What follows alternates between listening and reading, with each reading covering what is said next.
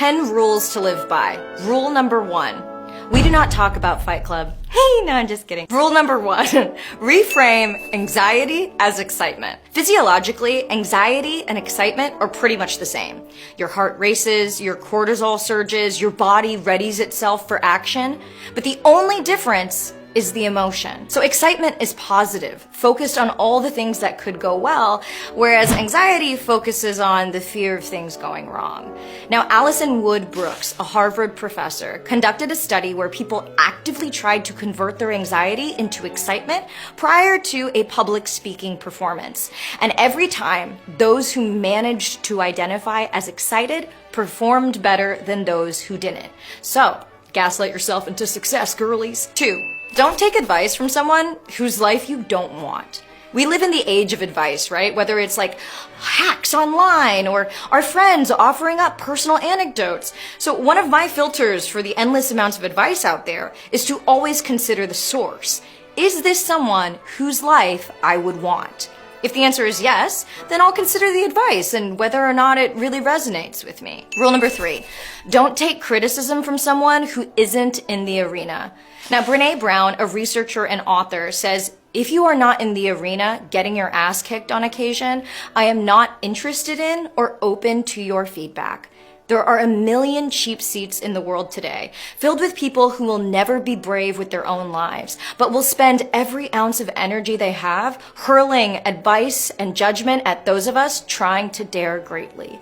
If you are criticizing from a place where you're not also putting yourself on the line, I am not interested in your feedback.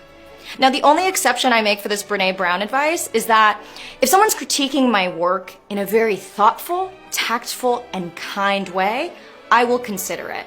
Because then I know the intent of that criticism isn't meant to diminish me or my art, but to help me improve. It's useful feedback. So as long as something is worded from a place of kindness when it comes to critique, I will take it into consideration. 4. Relationships are rarely healthier than your self-esteem. This has been one of the biggest arcs in my life, okay? Because when I heard this quote from James Clear, I felt attacked. Now, he says, if the time you spend alone is already enjoyable to some degree, if you have a healthy internal monologue and generally feel good about yourself, then you're gonna have like a fairly high bar for the type of relationships you'll enter into.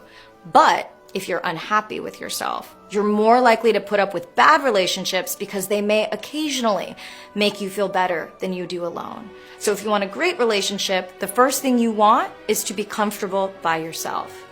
5. Don't be afraid to be bad. You're normally bad at things when you first start them. Like, actually, we should relish being bad. And the worse we are, the more growth we get to have. I think so many people let the idea of like being bad or being cringe stop them from going after the things that they want to try or do, because they don't realize that like being bad is actually step number 1 to being good. 6. Boundaries are bridges. They're not walls. Boundaries are communication, not silent stonewalling. I am an advocate of always having the hard conversation to the people who matter to you. And depending on how they react and whether or not they change their behavior, that's gonna tell you everything that you need to know. If people respect your boundaries, they're amazing. 7. Respond, don't react. Practice emotional regulation. A sinking ship isn't sinking because it's immersed in water. It's sinking because of the water it lets in. So learn how to protect your energy and mood against the external factors of the world, because the world is on fire. 8. When you are upset, don't text, don't tweet, don't kill yourself. One of my best friends and I have this mantra. Anytime one of us is going through a crisis, we're like, okay, don't text, don't tweet, don't kill myself. Which basically means don't make rash, impulsive decisions in a state of emotionality. 9. The answer is probably simpler than you think. Did you not get enough sleep? Have you had enough water? Have you been sitting in the dark all day? You are a plant. Where's the sun? Are you getting ample rest? Do you need a little treat or a little snack? Usually, improving upon one of these very simple pillars is all it takes to drastically improve your mood. And finally, 10. Don't underestimate 15 minutes a day. The compound interest of your actions is powerful. 1 page a day is a screenplay every 9 months or a novel every year. Most people think, well, if I only have 15 minutes to dedicate to my project today, it's not even worth doing.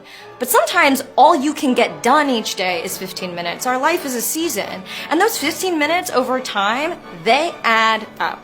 So these are my 10 rules to live by, but take what resonates and leave what doesn't.